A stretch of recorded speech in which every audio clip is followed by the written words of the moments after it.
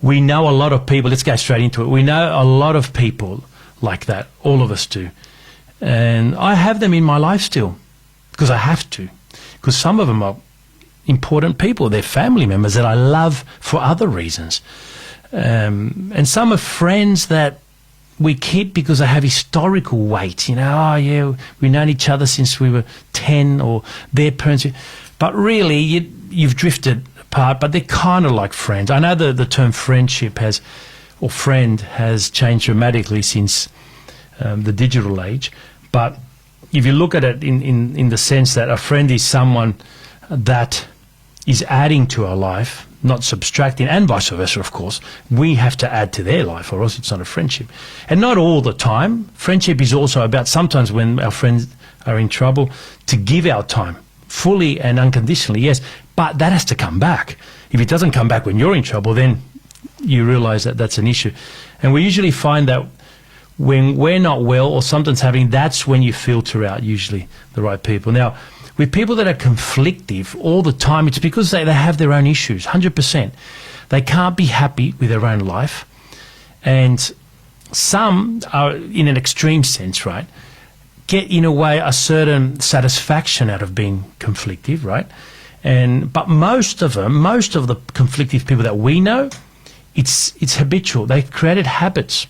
The way they speak to people, the way they react, they stand by the philosophy, if you like, just to continue using that word, that I'm straightforward, I speak my mind, no one steps on me, and so forth. So that's what I'm saying. They get up in the morning with that in mind, that, you know, there's a lot of bad people there, or there's a lot of people that are going to do me harm, or they're going to at least cause me anxiety. So therefore I've got to stand, or I won't even allow them to start off with. I will be conflicted from the start, so they don't approach me, so they may even fear me. And that happens a lot in workplaces.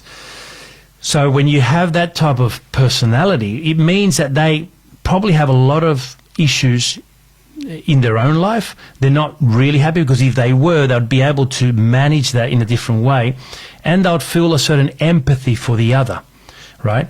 And most of us have said things that have hurt others, you know, here and there, or we regret, you know, we might have even apologized, you know, at a party, or even to someone that we know, that we live with. But it's just a moment. But some people are constantly like that, and there's nothing you can do about that. There's nothing you can do about the way they behave. The only thing you can do is continue to remain as diplomatic and as controlled as possible, because if you do argue back, and if you're as conflictive as them, unless it's, you know, in a certain situation where you have to stand up for yourself because there's an issue, of course, it's times that you got to say, no, this is enough, you know.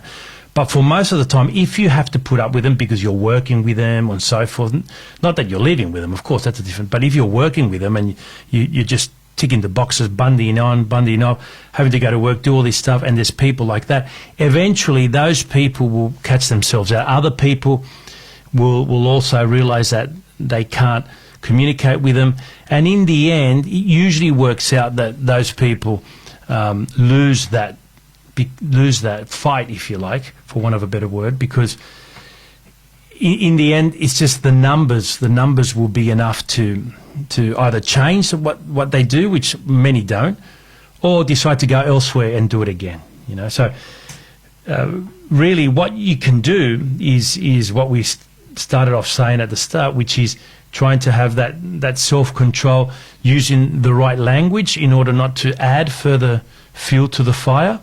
And of course, if it's a big issue, there's offensive language, and there's a possibility that you may be looked at in a different light. I think we need to be able to write things down, keep a journal of things, and then just in case something happens, then we can present that. But you start off with the premise that there's not much you can do for those people, and that in a way, rather than feel argumentative or intimidated by those people, I tell people the best thing is to have, in a way, feel sorry for them, because they're probably not very happy with other aspects of their lives, and they have one opportunity or two, whether it's at work or whether it's somewhere where they do have a bit more of authority, and they feel that now they're capable of lifting their self-esteem by pushing their weight around or by being conflictive. And in their head, they don't see it as conflicting. You'd be surprised.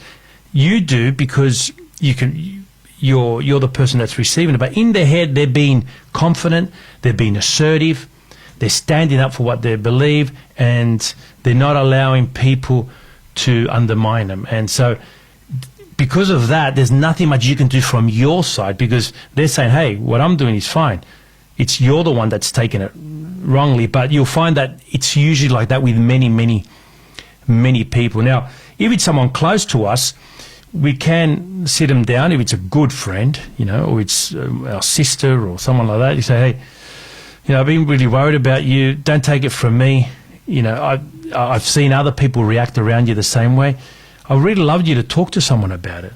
There's people you can talk just to see what they say, because maybe if you present them with the reality, right, of their life, you say, maybe you're not getting the results from other people. Maybe you're right. Maybe all these other people are misinterpreting you, but maybe, just maybe, you might be able to change a few of the things you do and get the results you want, because at the moment, you're not getting them. So you go through the result. Hey, what's happening with this? What's happening with that? So you show them that there's a pattern. It's not working. So you say, okay, maybe to get rid of it, and I'll help you out. And you in a way, you bring them down off the horse, as they say, In practical life, what we know is that we're many different beings or individuals, and it doesn't mean we're being inauthentic. We're being authentic to the situation, I think, and we're getting the result. Yeah, we're getting the result we want. It's a bit like when you see politicians when they go and kiss a baby. They don't care about babies, but they're getting the result. They want more votes. They get the vote. That's their main thing. Okay, you can say that's inauthentic, whatever, but at that moment, as a politician, they're doing something to better their chances, and it doesn't mean all our life has to depend on getting results, but what we need to do is that we put things on a balance. Before you walk into the kitchen, your mum's, and she's going to say something, you got to say, okay, when this finishes and I go upstairs to bed, what will I feel good about, And I can guarantee you feel good about that, the fact that you didn't have an argument, that your mum isn't upset with you, and that you saved a lot of heartache for yourself trying to explain something that the other person is going to explain. So, but if you get into the conflict and you go upset, you're not going to feel good about yourself, because you've upset your mum, you've upset yourself, and you still didn't change anything, That's the kind of things I'm talking about with regards to when I say result. It doesn't have to be a material result or anything. It's just more the result for ourselves. So we have to say things that make other people happy, and we expect that from others back, and that's what relationships are. I always say a good relationship is doing more of the stuff the other person likes and less of the stuff that they dislike. I know it's very clinical and practical, but if you start from that premise, it allows you then to make those little decisions on what's best for you and them, And so, and believe you me, most of the time, the person that doesn't get into the conflict comes out better in a way. If there's a third person watching, they're usually on the side of the person just taking it. It's by creating habits of thought, and it's just like learning a language. Like, you want to learn a language, you've got to start. It's tough. You want to learn the guitar, that first week, it's tough. And many things, but once you create a habit, suddenly your fingers start gliding on the piano. You don't know why, and what in sport we call being in the zone. You just hit the ball back.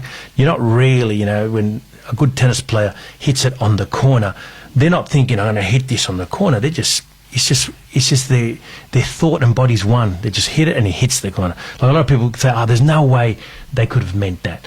Well, no, not to that millimetrical degree, but they've done it so much and there was no thought about it, that they just allowed to be in the zone of the body and it happened. And sometimes they miss, but the more you do it, the more you get. So it's patterns of thinking. If you prepare yourself, that's what I mean, when you wake up, that's why I always talk about waking up in the morning. That's when your life starts.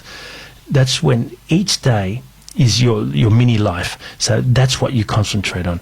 You concentrate on that. It's a bit like in AFL, they have quarters. They do one quarter, then they have the talk. They have another quarter. In some they have timeouts in basketball and in baseball.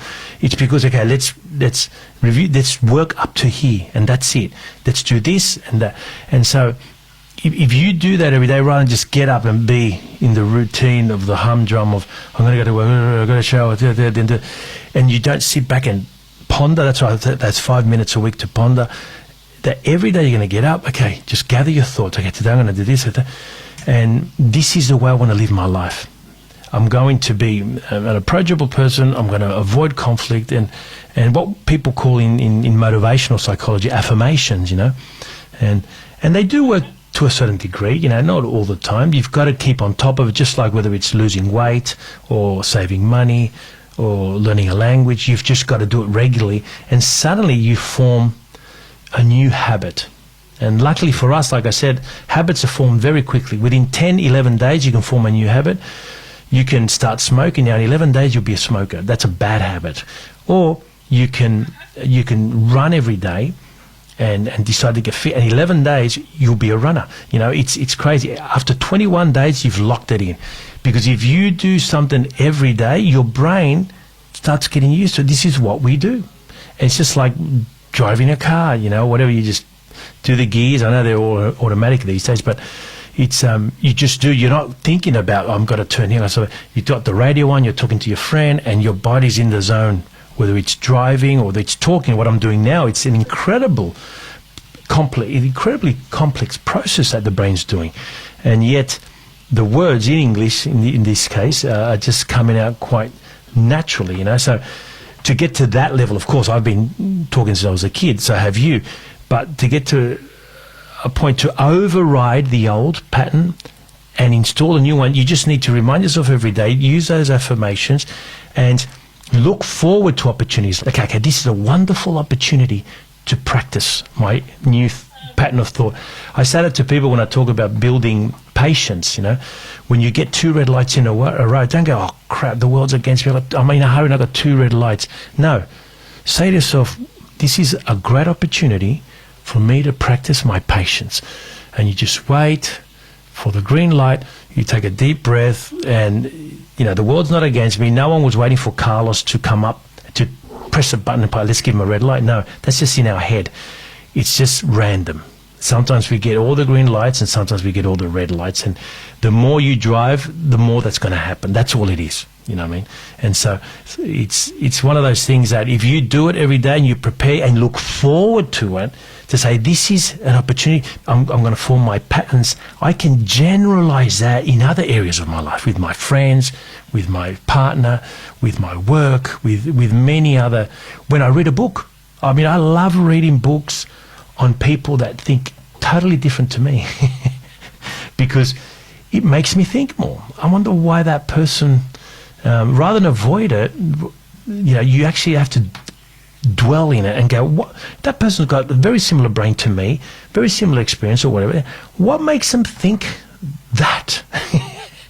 And so you go into, not to be convinced, but just to broaden your horizon, that, yes, I can see why that other person, it's not for me, but that other person thinks that way.